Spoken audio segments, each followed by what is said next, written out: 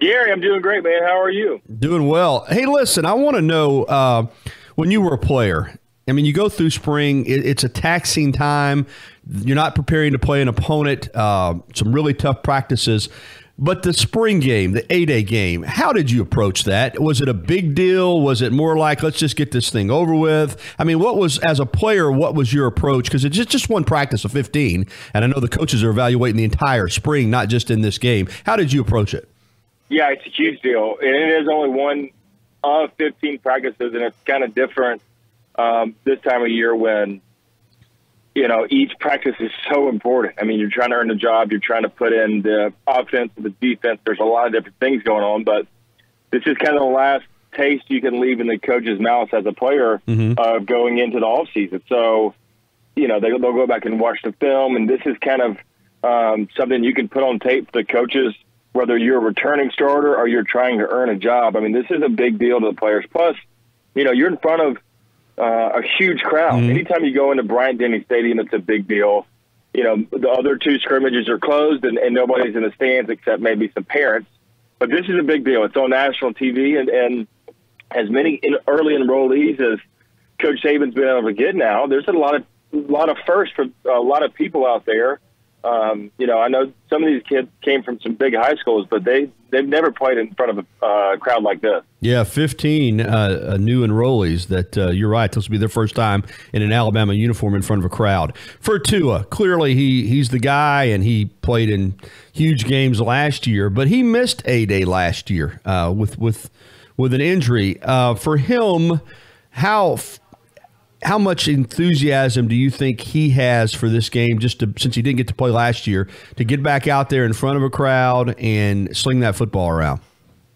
Well, I think, he missed last year and he's been hurt a little bit, but I think this is a chance to get back in front of people after the national championship game more than anything. And, came up a little bit short on that game and had just such a great year. So for him, it's getting back out there and, showing every stride that you've made on offense. And it's not so much for him becoming a better quarterback, because he's really good, and there's certain things that he's going to work on. But now in his second year in the offense, he's more tenured now than the offensive coordinator, right? So he's got to be a leader. And in a game like this where you're not going to show a lot, it is the last practice, and there is that kind of, school's out for summer, so to speak. You need some leaders to step up to this game, to be efficient, to execute. And, when you start taking it easy, that's when injuries happen. So you got to play full speed, and it's up to those, older leaders to make sure that happens. Because a coach can yell all he wants, but you got to have that guy inside the huddle also. That's right. For Mac Jones, an entirely different opportunity. He wants to establish himself as the number 2 quarterback, be the guy that comes in to finish up games. And also, if something happens, of course, to Tua, which we don't want to see, but if Tua gets injured, he wants to be the first guy off the bench. But he is trying to fend off a couple of hotshot freshmen who are already enrolled in Talia Tagovailoa and Paul Tyson. Is there pressure on Mac Jones to perform well tomorrow in that game? Oh, yeah. I mean, there's pressure on every position, but, especially the quarterback position. And Mac was a highly recruited guy also. And for him, he's got more experience than anybody else. He's been around the program. And it's, handling – I know one of the things coaches are looking at is how you handle the pressure, because everybody's fighting. Everybody's trying to do their best job. Quarterback, you got to protect the ball. You got to throw touchdowns. You got to move the ball. So how do you handle that pressure of having to do that with some guys you might not be used to playing with? They'll shuffle in and out. But, Tua got hurt a little bit last year. If you look at the SEC championship, how important that backup role is you might go the whole season and not take one snap. But when your number's called, you got to be ready. So as much physical and being able to throw every ball and having all the skills, that's important. But it's also equally as important in the backup position to have your mindset right and to be that guy. And you talk about being a leader. Everybody wants to be a starter. Obviously, as long as Tua healthy, there's going to be no quarterback controversy whatsoever. So you got to have the right mindset of getting those reps, albeit maybe mental, but be ready to go in and play. You know Nick Saban very well. You were his first quarterback. You led Alabama to the SEC championship game in 2008 at 12-0. Lost that heartbreaker to Florida. And even though you weren't on the 2009 team, it's been said that that really drove him and drove that team the next year to go undefeated and win the national championship. The way this past season ended, and you were there calling it with Eli, it was ugly. We haven't seen that much, if at all, John Parker, where Alabama just got whipped.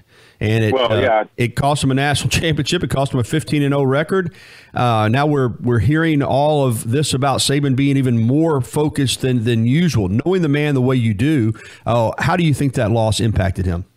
Well, I think that was the worst loss that the program had in 20 years. So that's a tough pill to swallow. And yeah, you learn a lot to win, and anytime you go out and play, it's nice to go back and watch film and, okay, figure out what's going on. But when you lose like that, especially the last game, it's tough.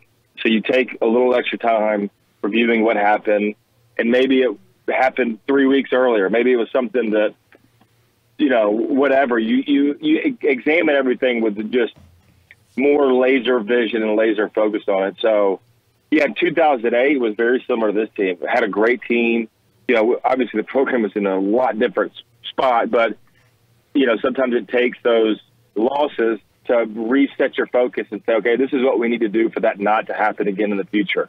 And with so many guys coming back, as painful as it is at the time, it's something that I know Coach Saban and his staff is going to use as ammo to try to get better, because you don't want to work that hard and have. I mean, we broke every record on the offensive side of the ball. It wasn't even close. I mean, I think they broke the point scoring record by 100 points last year. So it was such a good season, and then you work so hard, and you just want to make sure when you get it to the end, you don't let that happen again. And I think you got to give your hats off to Clemson a little bit. They played a great game. Mm-hmm. They had a good team. They made a lot of plays. But when you get that situation again, you can now think back and say, okay, we're not going to let this happen again.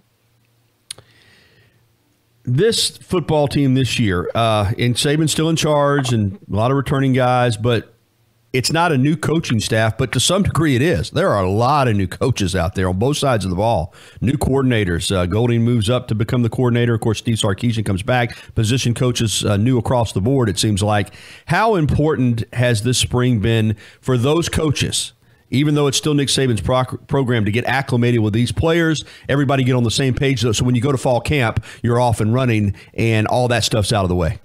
Yeah, huge. And I think, there's a lot of storylines going into this game, and new positions and losing some guys and who's going to fill them. But the coaching, the way they're working out is just as important. And you got Golding, who's been on the staff running the defense. So I love that. Sarkisian's new, but he's been in the program before, so he's just coming back. He's been there. He knows what to expect. He knows what Coach Saban expects. He knows what it's going to take to get ready. So you got the head coach, the two coordinators that have been there before. So important to have that experience, I think. And now it's just Sarkisian going from the NFL back to college. It's a lot of similarities, but there's a little nuances. But he's had a few years back under his belt of calling plays, getting comfortable. You use the spring to learn your personnel, learn what you got, learn who to get the ball to and how to get the ball to them. I think Sarkisian's got a great problem of he's got 4 returning receivers, running back coming back, returning quarterback. So he's got some good problems on trying to figure out how to spread the ball around. Yeah, you mentioned the running backs, and Harris gone, Jacobs gone.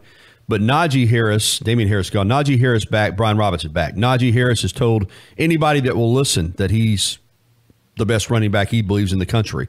And you got Brian Robinson, who wasn't happy last year with his playing situation. Now they're the guys, and they're both extremely talented. They're big, physical, punishing running backs.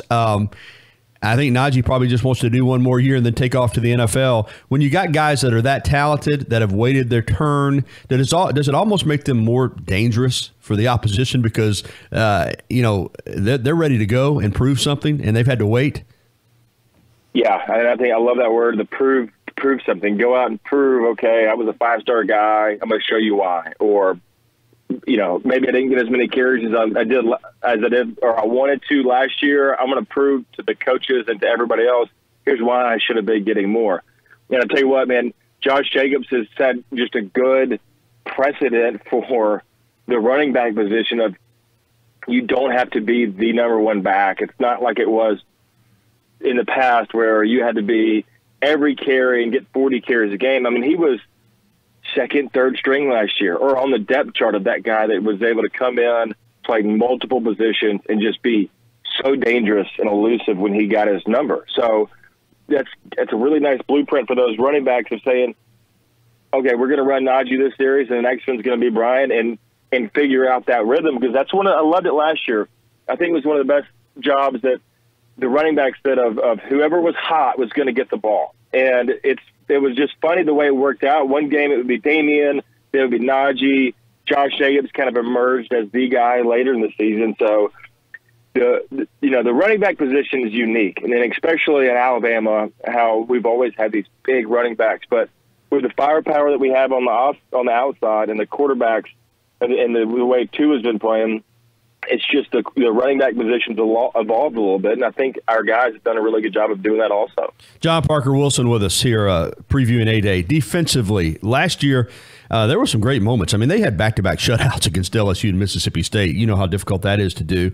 But at times, especially in the national championship game and even against Oklahoma after the Tide jumped out to 28-0 lead, they got shredded for big plays. They had some breakdowns. They did things that we're just not accustomed to seeing Alabama defenses do or have done against them. Now you got Sal Sunseri back. You got another veteran coach in Charles Kelly. You got Brian Baker handling the defensive line. I mean, these guys are coaching them hard. They're demanding a lot. I know it's a different era even from when you played, but this defense, can it get back, quote unquote, to the Bama standard of what we expect from defenses under Nick Saban? Is there enough talent there? What do you expect from this defense? Yeah, I think there's awesome talent. Coach Saban's done such a good job of having number one recruiting class, it seems like, every year. And I tell you what, as long as Coach Saban's back there, running the defense like he always has, you got to expect them to be back right where they were. Like you said, shutouts against LSU and Mississippi State towards the end of the year.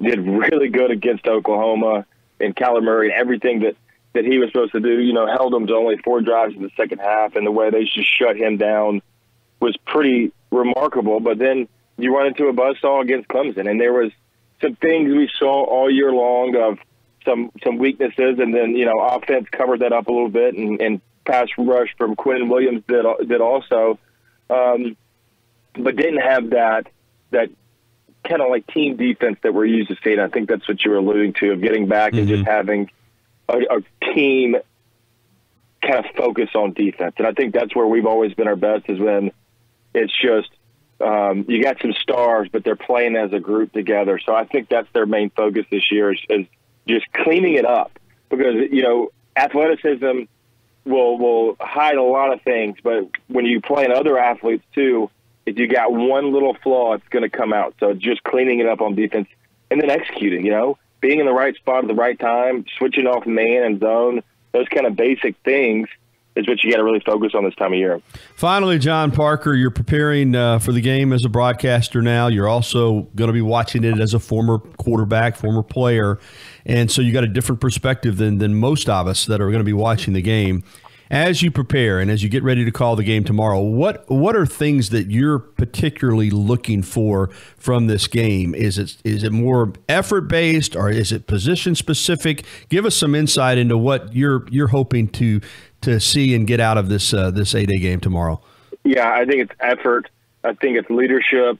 It's execution, because it's going to be a very vanilla offense, very vanilla defense. So that going into it, then you got to be that much more focused on doing what you're supposed to do. Coach Saban says doing your job, and you can't let any of the external factors of, hey, after this practice, we got a couple weeks off. It's going to be so fun. I think that's the biggest thing, and kind of shows you, it gives you a pretty good temperature on what kind of team we're going to have, is how the players respond to the 8-day game. There's pressure. There's so many factors that go into it. So what kind of team we got? Coach Saban always talks about each team has a different identity, and this year's team is going to look completely different than last year's team. So they're forming that identity now. So we're going to find out tomorrow what our team's going to start to look like. It's the first team offense versus the first team defense. You know what is at stake. And I'm curious, before I let you go, how much are the players motivated by the fact that the winning team is going to sit down and eat steak and be waited on hand and foot, and the losers are going to stand in the line to get pork and beans? Do the players talk about that? Is it a motivator for victory? Yeah, for sure, because it's about pride. It's about being the winner and going there competing. And everybody on that team is competitive. If they weren't, they wouldn't be where they're at. Coaches included. I mean, the coaches are split up too. So it's about competing and winning. And I don't care if you're playing checkers or you're out there in the 8A game. These guys want to win.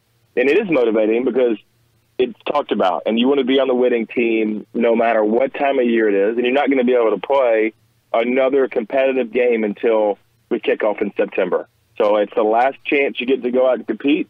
And it means a lot to the guys. It really does. And especially when you get 100,000 people in the stands, that adds a lot to it also. Even if, there was nothing on the line at the end food-wise, you still want to go out and put a good show for everybody in the stands just because it means so much at Alabama.